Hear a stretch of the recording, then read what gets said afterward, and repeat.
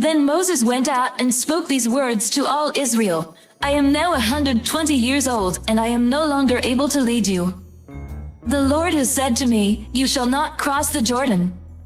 The Lord your God himself will cross over ahead of you. He will destroy these nations before you, and you will take possession of their land.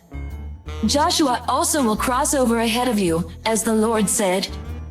And the Lord will do to them what he did to Sihon and Og, the kings of the Amorites, whom he destroyed along with their land. The Lord will deliver them to you, and you must do to them all that I have commanded you.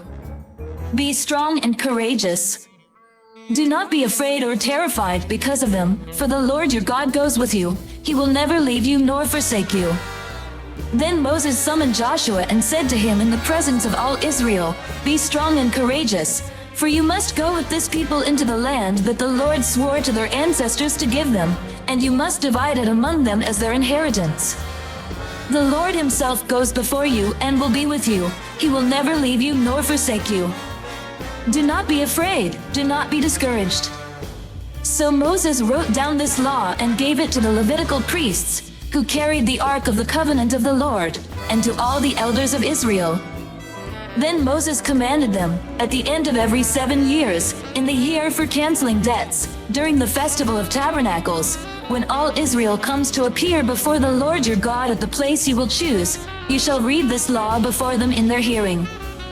Assemble the people, men, women, and children, and the foreigners residing in your towns, so they can listen and learn to fear the Lord your God and follow carefully all the words of this law. Their children, who do not know this law, must hear it and learn to fear the Lord your God as long as you live in the land you are crossing the Jordan to possess.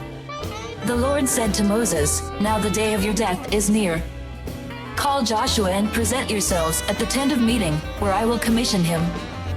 So Moses and Joshua came and presented themselves at the tent of meeting. Then the Lord appeared at the tent in a pillar of cloud, and the cloud stood over the entrance to the tent. And the Lord said to Moses, You are going to rest with your ancestors, and these people will soon prostitute themselves to the foreign gods of the land they are entering.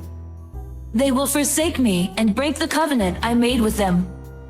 And in that day I will become angry with them and forsake them. I will hide my face from them, and they will be destroyed. Many disasters and calamities will come on them, and in that day they will ask, Have not these disasters come on us because our God is not with us? And I will certainly hide my face in that day because of all their wickedness in turning to other gods. Now write down this song and teach it to the Israelites and have them sing it, so that it may be a witness for me against them.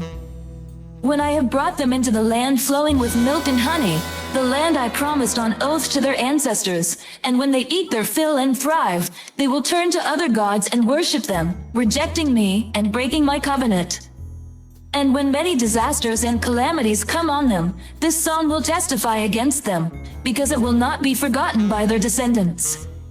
I know what they are disposed to do, even before I bring them into the land I promised them on oath. So Moses wrote down this song that day and taught it to the Israelites. The Lord gave this command to Joshua son of Nun, Be strong and courageous, for you will bring the Israelites into the land I promised them on oath, and I myself will be with you. After Moses finished writing in a book the words of this law from beginning to end, he gave this command to the Levites who carried the Ark of the Covenant of the Lord. Take this book of the law and place it beside the Ark of the Covenant of the Lord your God. There it will remain as a witness against you. For I know how rebellious and stiff-necked you are. If you have been rebellious against the Lord while I am still alive and with you, how much more will you rebel after I die? Assemble before me all the elders of your tribes and all your officials, so that I can speak these words in their hearing and call the heavens and the earth to testify against them. For I know that after my death you are sure to become utterly corrupt and to turn from the way I have commanded you. In days to come, disaster will fall on you because you will do evil in the sight of the Lord and arouse his anger by what your hands have made. And Moses recited the words of this song from beginning to end in the hearing of the whole assembly of Israel. Come follow me, and I'll send you out to fish for people.